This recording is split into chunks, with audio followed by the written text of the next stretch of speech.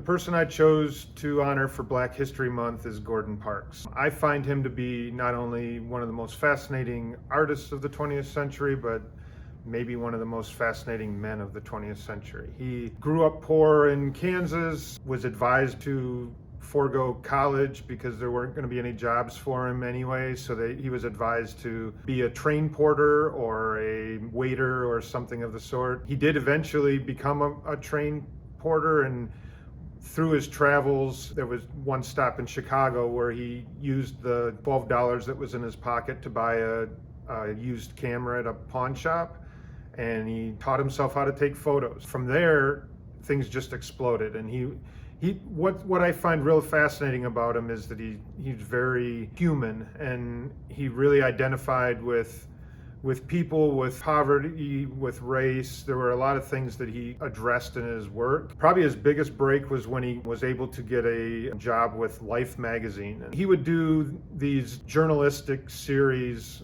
of photos. A lot of them were about race and about poverty and working people. And so he did a lot of that kind of work. But he also did fashion photography. He was doing fashion photography as an African-American man, photographing white women in glamorous dresses way before anyone else would have believed that this was possible. He had a knack for getting in with his subject matter.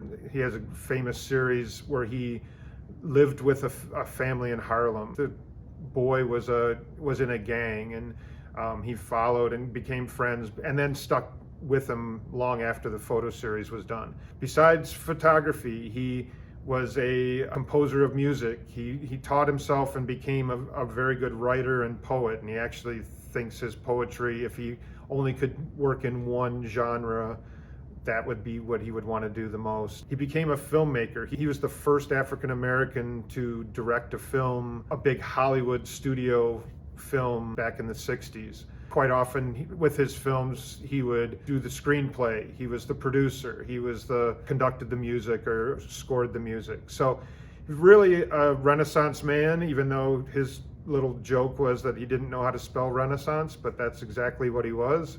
And just somebody that I really admire, and I just think he's incredibly interesting and influential in the 20th century.